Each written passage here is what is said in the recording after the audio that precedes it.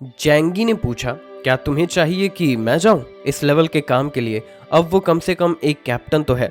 नहीं, एक्चुअली एक super captain बैली चैंकिंग के मुताबिक। जैंगी, जिसकी एबिलिटी इंडेक्स अब 9600 पॉइंट्स है, पूरे रिवर साउथ डोमेन का सबसे पावरफुल आदमी माना जा रहा है। ऑफ कोर्स ये सिर्फ थियोरेटिकल लेवल पे है, रियल कॉम्बैट में अभी भी काफी अनसर्टेन फैक्टर होते हैं। जू जंग ने हाथ जोड़कर सीरियसली कहा, एंड में ये एक ओशन वॉच है और कोई नहीं कह सकता कि डीप सी में क्या डेंजर्स मिलेंगे। अगर हम वॉरशिप्स भेजते हैं और ज्यादा एक्सपर्ट्स ले जाते हैं तो डेफिनेटली दूसरे देश और रीजन का अटेंशन अट्रैक्ट होगा। अगर सोर्स ऑफ गॉड की न्यूज लीक हो गई तो हैंडल करना मुश्किल हो जाएगा। तुम जानते हो हमारी नेवी का रेडिएशन कैपेसिटी मोस्टली हाक्शाओ कंट्री के कोस्ट लाइन तक लिमिटेड है। जैंगी ने थोड़ा मीनिंगफुली कहा, और अगर हम सच में नेवी का सपोर्ट लेना चाहते हैं तो ईस्ट चाइना सी रीजन के साथ कोऑर्डिनेट करना पड़ेगा, और जब पावर यूज करनी है तो इंटरेस्ट भी शेयर करना पड़ेगा। जू जंग मुस्कुराया, तुम कंफ्यूज नहीं हो। जैंगी ने अपनी उंगली काट के मिशन के रिस्क और रिवॉर्ड्स को सोचना स्टार्ट किया। अगर मिशन का मेन पर्पस सिर्फ ओवरसीज चाइनीज को इवैक्यूएट करना है, इसका मतलब है हम डायरेक्टली किसी पावरफुल एनिमी से टकराएंगे नहीं। Most of the risk index deep sea में मिलने वाले म्यूटेंट क्रिएचर से ही होगा। हाँ, ये थोड़ा डेंजरस है पर इम्पॉसिबल नहीं है। Emerald water side base port में काफी एक्सपीरियंस सेलर हैं, उनको ले जाने से हम काफी रिस्क अवॉइड कर सकते हैं। और रिवॉर्ड, सोर्स ऑफ गॉड को डायरेक्टली हासिल करने का चांस, इससे उसकी स्ट्रेंथ और बढ़ सकती है। अब जैंगी प्रोग्रेस करना चाहता है और सिर्फ म्यूटेंट्स के ओरिजिन को एब्जॉर्ब करके वो इम्प्रूवमेंट पॉसिबल नहीं है, लेकिन वो एपिसलोन के रेल्म से ज़्यादा दूर नहीं है, उसे क्लियरली फील हो रहा है। अगर स्टेप बाय स्टेप ग्रो करता रहा तो शायद 3 से 5 साल में उस लेवल तक पहुंच सकता है। तो उसने जू जंग का मिशन एक्सेप्ट करने का डिसीजन लिया। ट्राई करने में क्या हर्ज है। फिर उसने जू जंग की तरफ देखा, क्या ये सच में सिर्फ ओवरसीज चाइनीज को इवैक्यूएट करने जैसा सिंपल है? इस मिशन को सिंपल मत समझना, जू जंग ने सीरियसली कहा। 3700 किलोमीटर की सी जर्नी, ऊपर से खराब वेदर, ये सबसे एनर्जी कंजप्शन बढ़ेगा और आते जाते टाइम कोई सप्लाईज अवेलेबल नहीं होंगी। सिर्फ ये एक बात ही काफी लोगों के लिए मौत का इनविटेशन है। सिर्फ तुम जैसे इतने सारे सप्लाईज को स्टोर करने की एबिलिटी है ये मिशन कर सकता है। जैंगी ने दिल से समझा, शायद यही सबसे बड़ा रीजन था कि जू जंग ने उसे नानयांग भेजने का प्लान बनाया। जू जंग की परसुएशन और जैंगी खुद के प्रोज एंड कॉन्स को एनालाइज करने के बाद उसने मिशन लेना डिसाइड किया। आफ्टर ऑल, अगर वो नहीं करेगा तो कोई और करेगा, और अगर किसी और ने एपिसलोन का चांस ग्रैब कर लिया तो उसके लिए वो गुड न्यूज़ नहीं होगी। सोचा नहीं था कि दुनिया के एंड के बाद मुझे इतना रोल करना पड़ेगा, उसने सोचा। जू जंग ने उसे मिशन के कुछ स्पेसिफिक कंडीशंस भी बताएं। पहला, रीजन से ज़्यादा स्ट्रॉन्ग म्यूटेंट्स नहीं भेजे जाएंगे। जैंगी एक आउटर सिटी म्यूटेंट था तो उसकी आइडेंटिटी को छुपाना ईजी होगा, ये एक एडवांटेज था। दूसरा, कोई वॉरशिप नहीं भेजी जा सकती वरना इजीली अटेंशन अट्रैक्ट होगा। जैंगी ने सीधा जू जंग से कहा कि उसे मैन पावर और शिप्स की ज़रूरत नहीं है, हेवनली सीसीडी खुद ही वो सब प्रिपेयर कर सकता है। लेकिन रीजन को फ्यूल, वेपन्स और इक्विपमेंट का पूरा अरेंजमेंट करना होगा। जू जंग ने जैंगी की बात मान ली। हम तुम्हें जितने भी रिसोर्सेज चाहिए होंगे सब प्रोवाइड करेंगे, और इसके अलावा मैं तुम्हें एक बहुत ही अच्छा असिस्टेंट भी दूंगा जो इस मिशन में तुम्हारी मदद करेगा। उसके चेहरे पर एक शातिर सी स्माइल थी, जैसे कोई क्लेवर लोमड़ी। जैंगी के दिल में तुरंत एक अजीब सा फीलिंग आया, कुछ ठीक नहीं लगा, लेकिन वो रिफ्यूज नहीं कर सकता था क्योंकि ये तो ऑब्वियस था कि ब्लिज़र्ड सिटी अपने किसी बंदे को इस मिशन में उसके साथ भेजेगा ही। जू जंग सब कुछ अपने कंट्रोल में रखना चाहता था, पर अचानक जैंगी के माइंड में कुछ क्लिक हुआ। उसने पूछा, वो जो लेडी अभी अंदर थी वही है ना? उसने मिस वर्ड थोड़ा ज्यादा एम्फसाइज कर दिया था। जू जंग ने हल्की सी खांसी ली। जनरली स्पीकिंग उसे लेडी कहना बेटर होता है, मिस थोड़ा एम्बिगियस लगता है। जैंगी ने आंखें बड़ी कर ली। सीरियसली वही है? यार ये थोड़ा हेडेक हो गया। मुझे उसकी पर्सनालिटी ज्यादा पसंद नहीं है। अगर उसके साथ लॉन्ग सी वॉच पे जाना पड़ा तो ऑनेस्टली मन नहीं कर रहा। जू जंग मुस्कुराया, वो मेरी नीस है, तुम उससे मिल चुके हो, तुम्हें कैसी लगी? जैंगी ने थोड़ा ऑकवर्ड फील करते हुए बोला, आप कह रहे हो कि वो आपकी नीस है, तो अब मैं और क्या बोल सकता हूँ। मिस जू योनवे अच्छी लगती है, वेल एजुकेटेड, स्मार्ट और केपेबल भी है। जू जंग ने संतुष्ट होकर स्माइल की। लगता है तुम दोनों की बात ठीक ठाक हुई थी, मुझे अच्छा लगा। जू क्वान वाई जो जू जंग की नीस थी, इसीलिए जैंगी के पास कोई स्ट्रॉन्ग रीजन नहीं था इस ऑपरेशन का पार्ट बनने का। उसने जू जंग से परमिशन ली ताकि सप्लाई गैदर कर सके और फिर टेम्पररी ऑफिस से निकल गया। बाहर उसने देखा कि जू युनवे एक वॉल के साथ लीन करके खड़ी थी, चेहरा डीप थॉट्स में था। वो कुछ सोच रही थी और उसका मूड ठीक नहीं लग रहा था। फ्रंट फेस से क्लियर था। उसने जैंगी को बाहर आते देखा और आईब्रोज रेस करके उसकी तरफ देखा। जैंगी ने थोड़ा लिप्स कर्ल किया, स्लाइटली नोड दिया ग्रीटिंग के लिए और फिर कमांड सेंटर से निकल गया। जू युनवे ने जैंगी के जाते हुए पीछे देखा। आंखों में थोड़ा जिद और नाराजगी का एक्सप्रेशन था। फिर वो वापस ऑफिस में चली गई। अंकल, उसने कहा, आप मुझे उस आदमी के करीब क्यों भेज रहे हो? मुझे वो पसंद नहीं है। उसमें जेंटलमैन जैसा कुछ फील नहीं होता। उसके कंपैरिजन में मुझे अभी भी दैंग शेंगतोंग ज्यादा पसंद है। वो सोफा पे बैठ गई, लेग्स क्रॉस्ड और आर्म्स फोल्डेड, क्लियरली इरिटेटेड।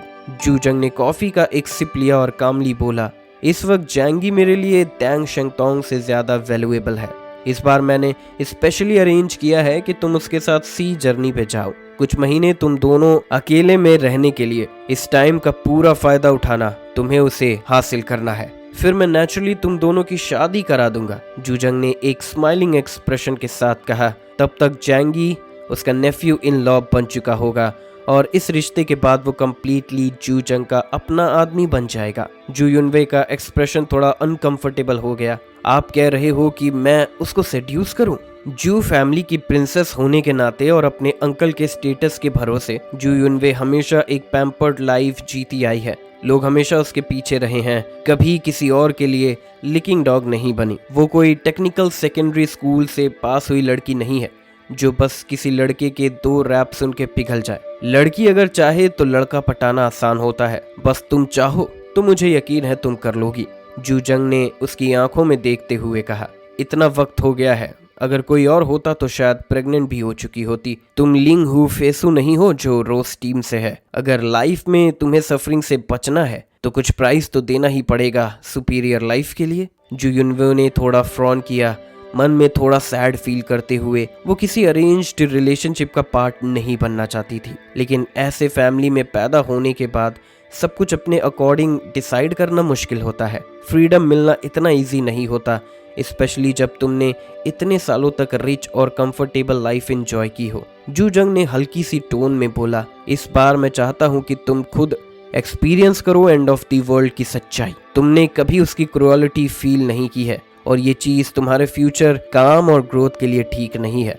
बाहर जाओ, रियल वर्ल्ड देखो। जू युनवे जू जंग की प्यारी नीस थी, स्मार्ट थी, ब्यूटीफुल थी। छोटी एज में ही MIT Massachusetts institute of technology से बैचलर्स डिग्री ले चुकी थी, वो भी अपने फैमिली के रिसोर्सेस के थ्रू। फ्यूचर में वो डेफिनेटली एक काम का इंसान बनने वाली थी जू जंग के अंडर, लेकिन ग्रो करने के लिए उसे रियल वर्ल्ड की हार्श रियलिटीज फेस करना जरूरी था। ये मिशन ज्यादा रिस्की नहीं था और जू जंग ने जानबूझकर जैंगी को उसके साथ असाइन किया था। 2 निशाने एक तीर में, एक तरफ तो जू युनवे और जैंगी के बीच बॉन्ड बनेगा और दूसरी तरफ जैंगी उसकी प्रोटेक्शन भी करेगा।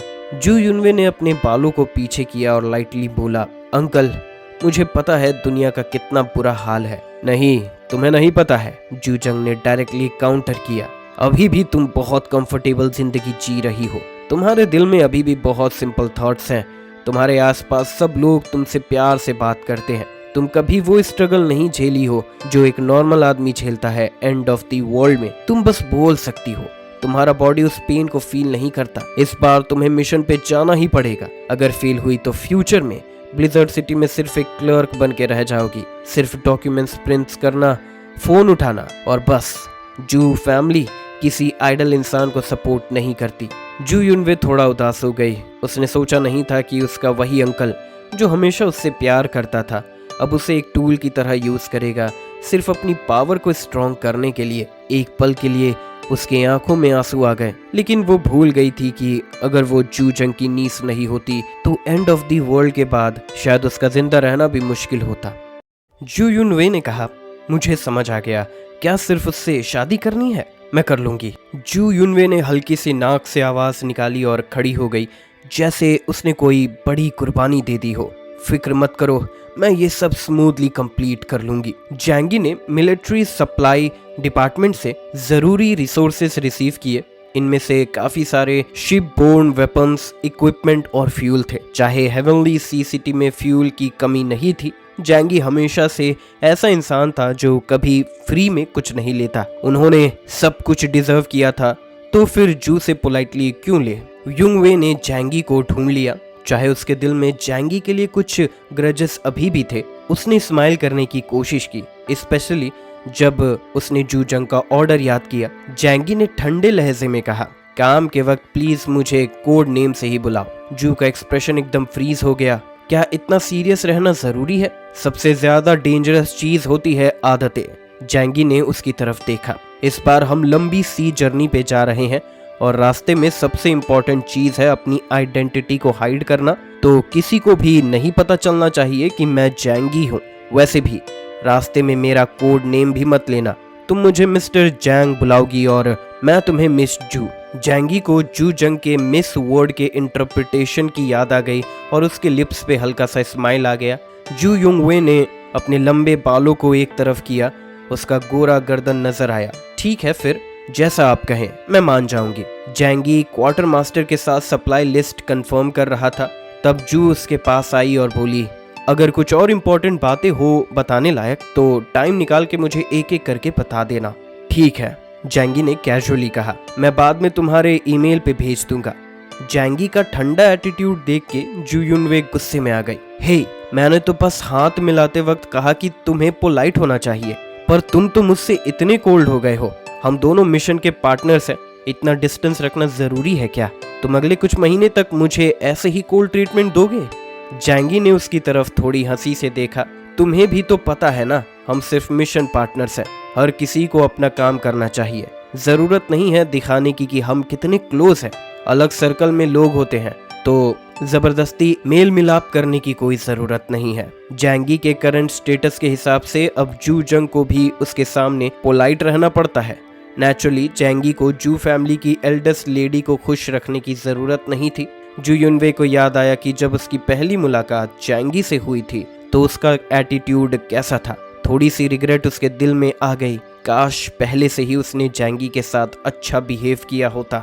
जैंगी ने जू युनवे से कहा, हम हेवनली सी सिटी के सी पोर्ट से निकलेंगे। मैं ब्लिजर्ड सिटी से किसी को भी साथ नहीं ले जाऊंगा। रास्ते में सिर्फ हेवनली सी सिटी के क्रू का यूज करूंगा। जू युनवे ने सर हिलाया। ठीक है, मैं तुम्हारे साथ चलूंगी। जैंगी ने सोचा, ये जू युनवे तो बेसिकली जू जंग की आंख और कान है, इसीलिए उसने उसे साथ ले जाने के लिए मना नहीं किया, लेकिन उस वजह से उसे खुश करने का कोई इरादा नहीं था। वैसे भी उनका मिशन सिर्फ ओवरसीज चाइनीज को इवैक्यूएट करने का था, ज्यादा कम्युनिकेशन की जरूरत ही नहीं थी। जैंगी ने जू युनवे को ब्लिजर्ड सिटी से ले लिया और दोनों स्पेशल ट्रेन पकड़ के वापस हेवनली सी सिटी आए। जू युनवे ने एक बड़ा सूटकेस अपने साथ लाया था जो उसकी डेली चीजों से भरा हुआ था। जैंगी ने उसका लगेज म्यूटेंट स्पेस में रखने की भी कोशिश नहीं की। जैसे ही वो ट्रेन में चढ़ा, आंखें बंद की और शांति से बैठ गया। सिग्मा मैन कभी भी किसी लड़की के ट्रैप में नहीं जाते, उसने सोचा। हेवनली सी सिटी पहुंचने के बाद जैंगी ने म्यूटेंट स्पेस से स्नोमोबाइल निकाला और बोला, चलो पहले मेरे घर चलते हैं। जू युनवे थोड़ा चौंक गई। तुम्हारे घर? उसने जैंगी को ऊपर से नीचे देखा और सस्पिशियसली पूछा, एक लड़की को घर ले जाके क्या करना चाहते हो? जैंगी थोड़ा अनॉयड हुआ। चल रही हो या नहीं? हाँ, चलूंगी। जू थोड़ा हेजिटेंट थी। उसके दिमाग में ख्याल चल रहा था कि क्या जैंगी ने जू जंग की प्लान समझ लिया है और अब उस वजह से कुछ करने वाला है। चाहे उसका मकसद भी वही था, लेकिन उसे लगा कि प्रोग्रेस थोड़ी स्लो होनी चाहिए थी। कम से कम कोई प्रीलूड तो होना चाहिए था। पहले जैंगी उसकी तरफ अट्रैक्ट होता, फिर प्यार होता और फिर सब नेचुरली होता, लेकिन अभी क्लियरली जैंगी लीड कर रहा है। अनईजी मूड के साथ जू जैंगी के कार में बैठ गई। तुम पीछे बैठो। जैंगी ने उसे पैसेंजर सीट से उतार दिया बिना किसी हेजिटेशन के। जू युनवे ने गुस्से में दांत बीचे। क्या कर रहे हो तुम? मेरा पैसेंजर सीट मेरी लड़की के लिए रिजर्व्ड है। जैंगी ने बिल्कुल सीधे से बोला। वो जू युनवे की एरोगेंस महसूस कर सकता था, इसीलिए मिशन स्टार्ट करने से पहले ही उसका एटीट्यूड तोड़ना जरूरी था, वरना आगे चल के प्रॉब्लम होने वाली थी। जू युनवे ने उसकी बात का हिडन मैसेज पकड़ लिया। तो क्या तुम्हारी कोई गर्लफ्रेंड है? ऑफ कोर्स, जैंगी ने कैजुअली कहा। इतना हैंडसम और केपेबल आदमी, तुम्हें लगता है मैं सिंगल हो सकता हूँ? जू युनवे की आंखें चौंक गई। मेरे अंकल ने मुझे एक ऐसे लड़के के पीछे भेजा है जिसकी ऑलरेडी गर्लफ्रेंड है। अपने अंकल के एक्सट्रीमली प्रैक्टिकल स्टाइल को याद करके जू युनवे ने थोड़ा फ्रस्ट्रेटेड होकर रियलिटी एक्सेप्ट कर ली। उसने मन ही मन सोचा, कोई बात नहीं, अगर उसकी गर्लफ्रेंड भी है तो मैं उसे छीन भी सकती हूँ। जू खुद को सेक्सी, ब्यूटीफुल, स्मार्ट और एक टॉप क्लास सोशलाइट समझती थी, जिसका फैमिली बैकग्राउंड भी इलाइट था। उसे अब भी पूरा कॉन्फिडेंस था। फिर भी वो चुपचाप बैक सीट पे बैठ गई। रास्ते भर वो स्नो कवर्ड ग्राउंड बाहर देखती रही। धीरे धीरे उसका मूड काम होने लगा। उसने सोचा, क्या मेरी पहले की अप्रोच में कुछ प्रॉब्लम थी? जैंगी के साथ रहना सिर्फ एक टास्क था जो उसके अंकल ने दिया था। जू युनवे की नज़र में जैंगी एक ऐसा आदमी था जिसके अंदर काफ़ी कमियां थी, लेकिन ओवरऑल उसके कंडीशन काफ़ी रिलायबल लगते थे। उसने सोचा, अगर मैं इससे शादी कर लेती हूँ तो फ्यूचर में एक हाई क्लास लाइफ एंजॉय कर सकती हूँ और लोगों के जेलसी के सेंटर में रहने वाली इन्वेस्टिगेशन कैप्टन की वाइफ भी बन जाऊंगी। जू युनवे एक सोफिस्टिकेटेड ईगोइस्टिक थी। अपने गोल्स अचीव करने के लिए अगर अपने लुक्स या अपीयरेंस का सेक्रीफाइस भी करना पड़ता तो वो उसके लिए एक्सेप्टेबल था। उसने सोचा, हाँ, जैंगी में अभी मिडिल क्लास वाले हैबिट्स हैं और मैं तो एक इलाइट बैकग्राउंड से आई हूँ, लेकिन शादी के बाद मैं उसे अपने हिसाब से शेप कर सकती हूँ। सिर्फ आधे घंटे की ड्राइव में जू युनवे ने अपने दिमाग में पूरा फ्यूचर इमेजिन कर लिया। जैंगी ने गाड़ी एक लग्जरी शेल्टर के एंट्रेंस पे रोकी। बड़ी सी रॉयल लुकिंग विला देख के जू युनवे ने सर हिलाया। काफी सेटिस्फाइड थी। घर काफी बड़ा है, इतना बर्फ और स्नोफॉल में भी इसे मेंटेन करना मुश्किल ही रहा होगा। जू युनवे ने शेल्टर को क्रिटिकल नजर से देखा और बोला, पर मुझे लगता है ये ब्लिजर्ड सिटी जैसा नहीं लगता, थोड़ा ज्यादा ही सुनसान है यहाँ। जैंगी ने उसकी तरफ देखा। मैंने तुमसे यहाँ रहने को तो नहीं कहा। जू युनवे का चेहरा उतर गया। मैं तो सिर्फ कमेंट कर रही थी, क्या जरूरत थी सरकाज़म की? जैंगी ने बिना कुछ बोले शेल्टर का दरवाजा खोला। आइरिस स्कैन के बाद बड़ा सा अलॉय डोर धीरे धीरे खुल गया और दोनों अंदर चले गए। जैसे ही जू युनवे अंदर आई और उसने इंटीरियर देखा, उसकी आंखों में पहली बार सरप्राइज का स्पार्कल था। उसका एजम्पशन था कि ब्लिजर्ड सिटी के बाहर सब कुछ बर्फ से बर्बाद हो चुका होगा। जहां इंसान रहते भी हैं उनकी जिंदगी मिजरेबल ही होगी, लेकिन यहाँ तो सब कुछ अल्ट्रा लग्जूरियस था। घर गर्म था, रॉयल फील दे रहा था। देख के ही पता चल रहा था कि हर चीज़ टॉप क्लास थी। उसके पैर के नीचे जो कारपेट था वो भी हैंड वोवन रोम से इंपोर्ट किया गया था। सिर्फ छोटी सी पीस भी दसों हजारों कोलंबियन कॉइन्स का होता है, चाइनीज में करीब 2 लाख युआन। कारपेट ही नहीं, सोफा, सीलिंग, कैबिनेट, चेयर, सब कुछ दुनिया के टॉप लग्जरी ब्रांड्स का था। दुनिया के एंड के बाद सिर्फ उसका ब्लिजर्ड सिटी वाला छोटा सा विला क्या, जू जंग तक ने इतनी लैविश लाइफ कभी नहीं देखी थी। ये सब तुम्हें कहाँ से मिला? जू युनवे ने दिल के शौक को छुपाते हुए कामली पूछा।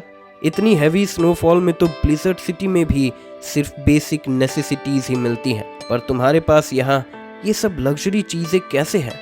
जैंगी ने कैजुअली जवाब दिया, दुनिया खत्म हो गई है, सब मॉल्स में ये चीजें बिखर गई हैं, मैं बस उठा के ले आता हूँ। उसके लिए ये एक नॉर्मल सी बात थी, लेकिन जू युनवे के लिए ये काम करना काफी इम्पॉसिबल था। हर किसी में जैंगी जैसी कैपेबिलिटी नहीं होती जो 20-30 मीटर डीप स्नो से चीजें निकाल सके और फिर उन्हें इतनी दूर से लेकर वापस आए। तभी जू युनवे शेल्टर के रॉयल इंटीरियर्स को देखकर शौक में थी।